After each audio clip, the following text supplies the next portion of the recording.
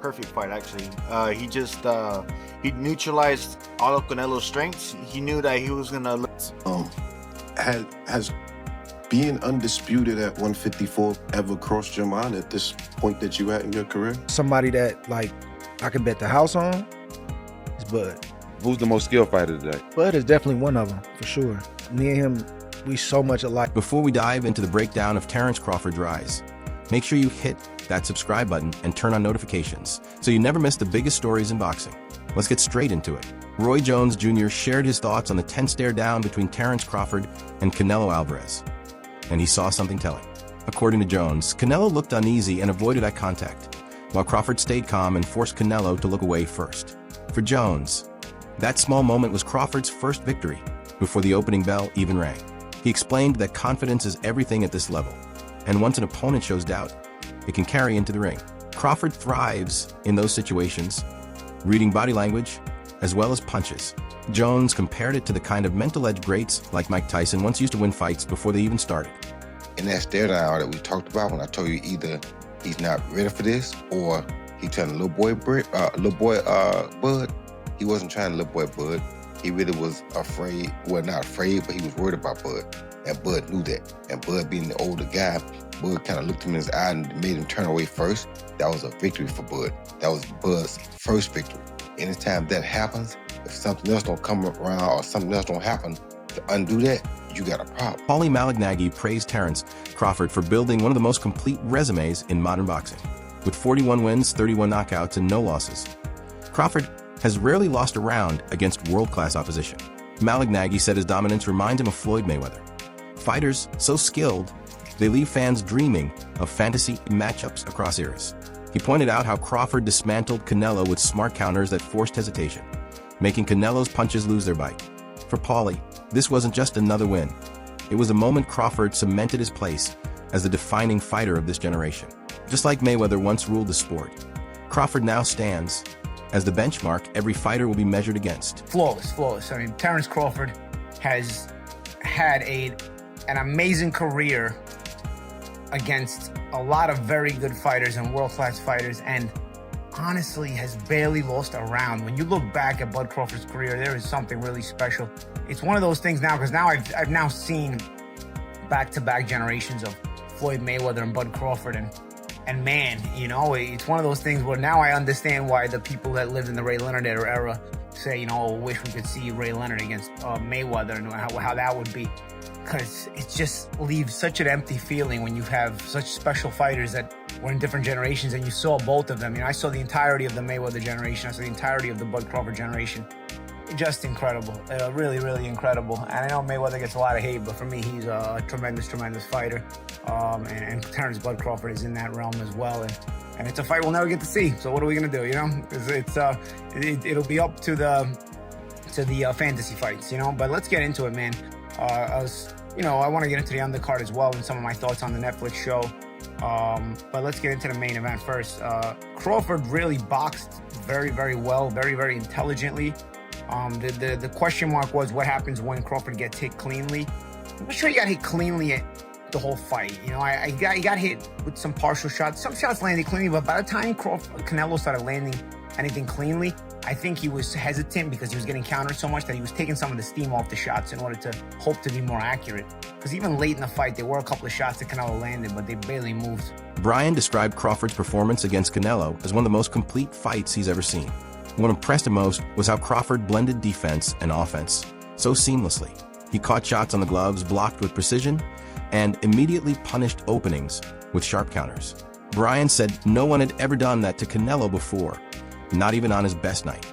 He believed Crawford's ability to shut down attacks while launching his own made him stand out from other champions. Even Canelo admitted he couldn't figure him out, which Bryan saw as proof of Crawford's mastery. For him, it was clear Crawford had achieved a level of control and composure few fighters in history have ever reached. See, I think that for me, I watch defense as much as I watch offense. So, yeah, like I thought, like watching Bud catch those shots off his glove. He looked amazing. So amazing. Yeah, he looked good. Yeah. He'd go to a body and he'd catch that and come up with an uppercut. You know, just all those things that seem. He looked great. Yeah, I've never seen anybody do that to ever. No one has. Yeah, he's the best. Canelo. Yeah, he's the best. And I think he would do that to Canelo on his best day. And Canelo said it. He goes, "I couldn't figure him out." No. Which is why he probably won't fight him again. You know. They'll fight again. You think so? The payday, yeah. But so you're gonna get Canelo because the money's in Canelo Crawford, the rematch. Yeah. I don't want to see it, but I want Crawford to get paid, so might as well do it. Andre Ward, one of the smartest fighters of his own era, called Terence Crawford one of the most skilled boxers alive. Ward said he'd bet the house on Crawford because of his mindset. He explained that Crawford doesn't just rely on skill. He has a competitive fire that makes him impossible to outthink. Ward said the only way to beat him would be to truly hurt him, because Crawford won't be broken by tactics alone. He praised Crawford's adaptability, switching stances and adjusting instantly under pressure. Ward emphasized that this mentality sets him apart. In his view, Crawford is part of that rare group of fighters who impose their will every time, no matter who is standing across from him. Somebody that, like, I could bet the house on is Bud.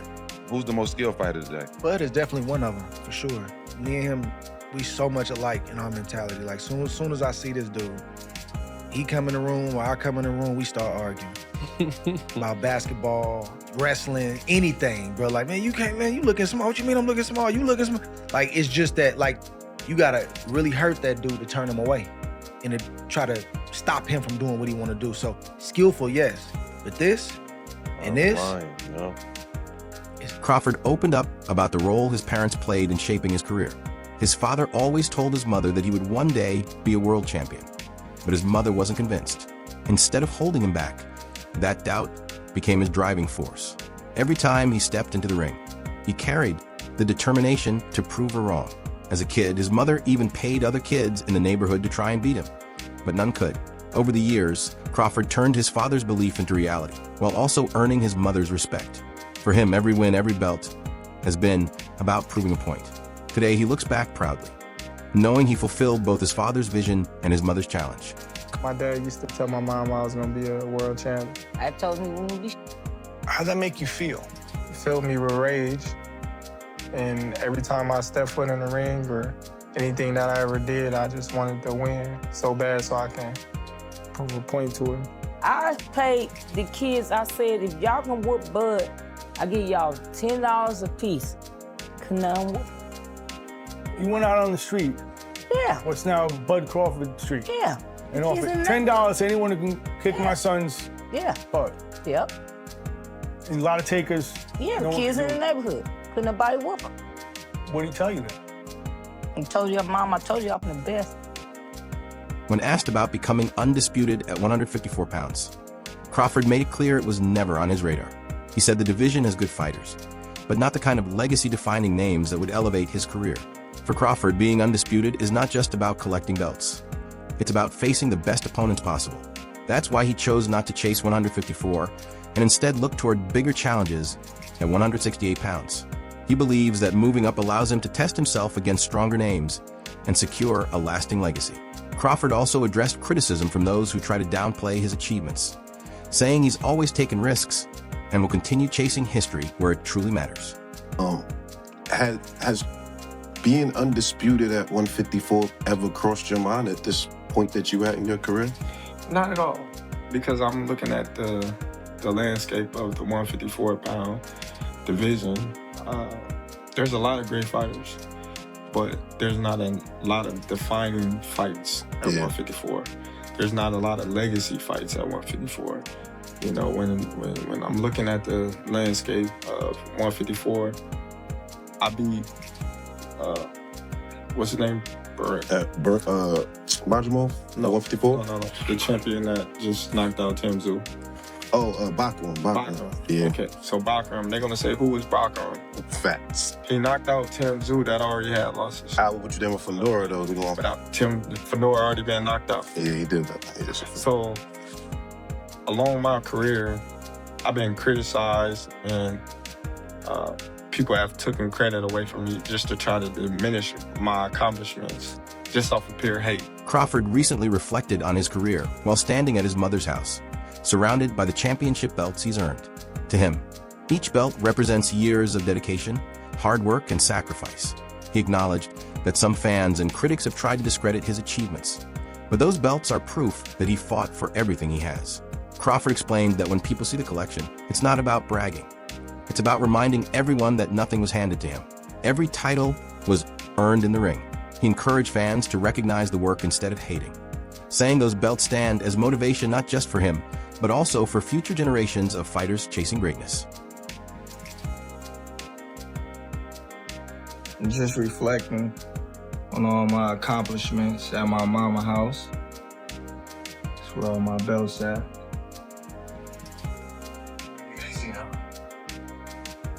You know, hard work, dedication. Things that y'all favorite fighters, some of them, don't got. So I see why y'all mad. I see why y'all mad, man. We look at that one right there. This where it all started at. Right here. This one. In Texas.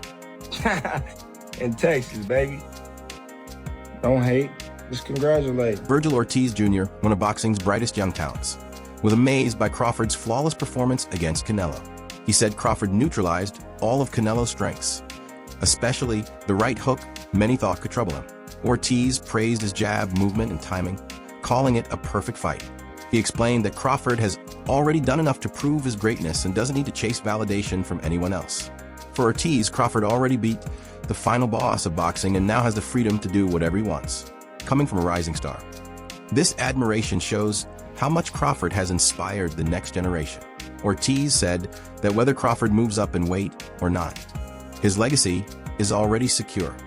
Perfect fight, actually.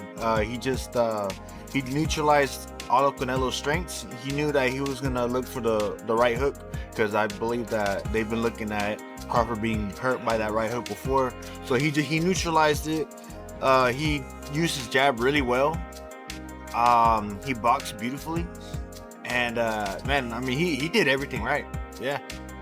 Now, let's talk about Crawford first, because obviously we can get to Canelo later, but in the post-fight, they asked him, a media member asked him if he'd come back down to 154 to fight Boots. Obviously, in the same token, I took it as, all right, Boots or Virgil, right? And he said he's not coming back down to 154. What are your thoughts on him not coming down, and what do you think he will more than likely do next? I don't know what he's gonna do. I did read something that said he'll go down to 160, you know? And I think that is definitely a possibility, and you know, that fight can still happen at 160. And as far as what he's gonna do now, I mean, I don't know. He kind of beat the final boss of the game. You know what I mean? There's kind of nothing. I don't want to say there's nothing to do, but damn, like, I mean, what else do you got to do? He's a 3-time undisputed champion. He made some good money.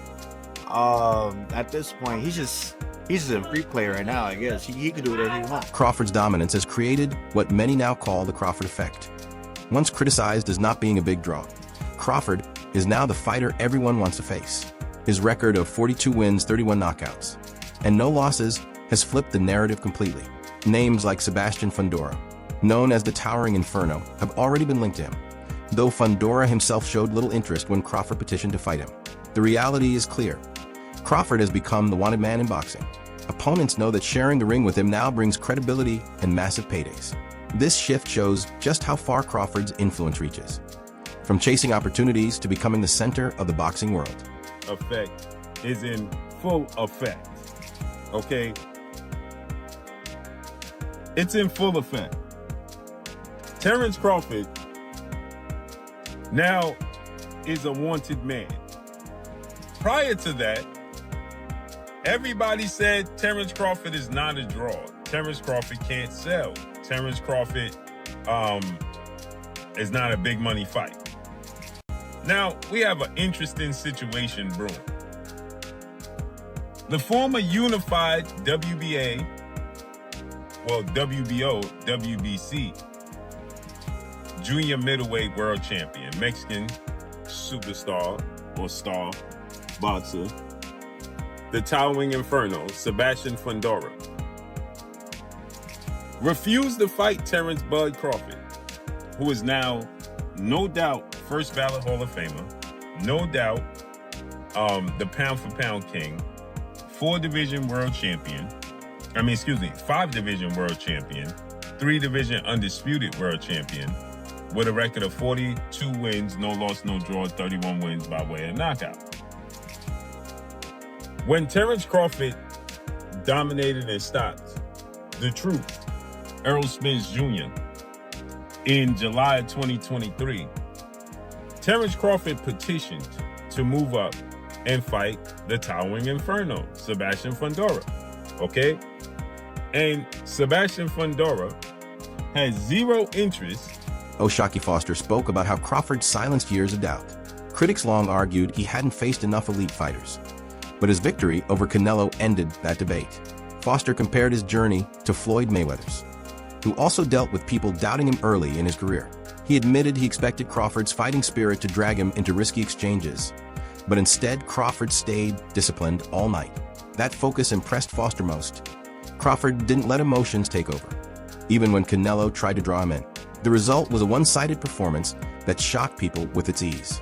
Foster said it was the perfect answer to Crawford's critics, showing that not only does he belong at the top, he may have already passed everyone else. Yeah, I mean, shit. They definitely doubted, bro. And he told me months ago that he was gonna do that. And he went and did that. That shit, you know what I mean? And they doubted him a lot throughout his career, you know what I mean? Just a lot. And just a lot of people that I look at that's great fighters, they've been doubted. You know what I mean? Same thing with Floyd. They had the Oscar De La Hoyas, the Shane Mosleys, the Trinidad, they all was putting them above Floyd and all this woo-de-woo. You know what I mean? So I just feel like getting doubted is a great thing. It gives me, you know what I mean, that push. So, yeah. You think it would look that, I ain't gonna call it easy, but I felt like people didn't think that Crawford could do it that clean. Did that surprise you? No. It did surprise me that he stayed more disciplined. Like, I thought what was gonna happen was he was gonna do what he was doing, and then, you know, Terence got hard. He trying to bang it out, especially if he feel played enough. He feel like you feel like you doing something, he gonna come with it stuff. So I thought that was gonna be a problem. Like if Canelo landed a punch, he would try to go in the trenches with Canelo.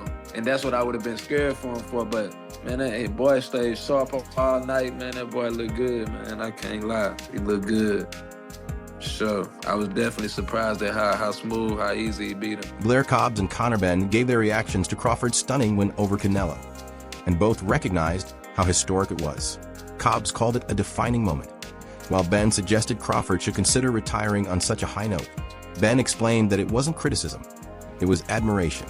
In his view, Crawford has already accomplished everything, and leaving now would lock his career into perfection. He said Crawford could walk away as one of the greatest fighters ever, with nothing left to prove. Their reactions reflected the sentiment shared by many fans, that Crawford's legacy is already untouchable, and whether he continues or not, his place in boxing history is secure.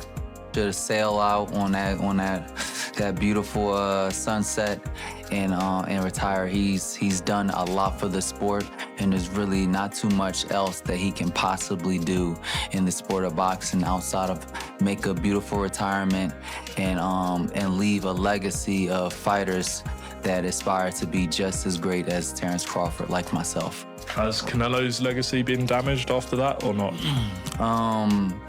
Not really. I think that Canelo is still a terrific and a fantastic athlete that's spent a little bit too much time at the table of boxing, and right now is his time to make his exit. Not everyone agrees that Crawford is unbeatable. Some analysts warn that while beating Canelo was historic, it doesn't mean he can't be tested. They pointed to fighters like Israel Madrimov at 154 pounds, who could pose difficult stylistic challenges. They argued that Crawford's win doesn't make him unstoppable, just one of the all-time greats. The debate also extends to comparisons with Floyd Mayweather. While Crawford's resume is impressive, critics note that some of his opponents, like Amir Khan, Kell Brook, and Sean Porter, were past their primes. Still, the way he beat Errol Spence and Canelo proves he passes the eye test every time. Many believe a fight between Crawford and Mayweather at 147 would have been nearly impossible to call, adding fuel to the endless conversation about boxing's greatest. In another division, that's not the move. If he goes back down there, he's the best guy in that division. I think it's safe to say that. But I do think that a lot of those guys will give me very interesting and potentially difficult style matchups for him. They'll be more difficult than a Canelo fight. And I know that sounds crazy to say, but just go and look at the fight with Madrimov if you don't believe me. Long story short, beating Canelo Alvarez doesn't mean that Crawford is unstoppable or unbeatable. Yes, he's one of the best fighters of this division, one of the best fighters ever with his achievements, but it doesn't mean he won't lose before the end if he fights the wrong guy. At the very least, it doesn't mean he won't have a harder fight than that Canelo fight.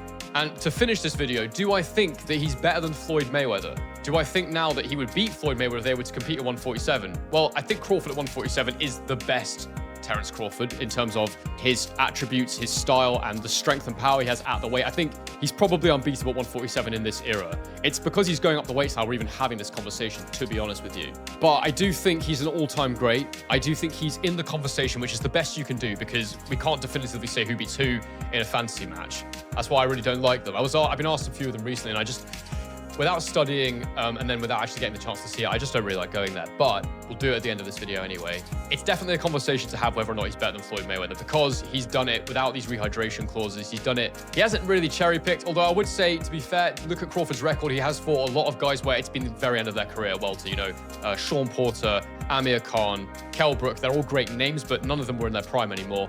But Crawford did it so emphatically, and the way he beat Errol Spence as well. Again, he'd had his issues, but again, the way he did it so emphatically, the way he passes the eye test every single time, you have to assume that he's going to do it no matter who he's facing. I do think a fight between him and Mayweather would have been very, very difficult. That wraps up today's. Don't forget to like the video, drop your thoughts in the comments, and subscribe for more coverage of the biggest stories in boxing. Until next time.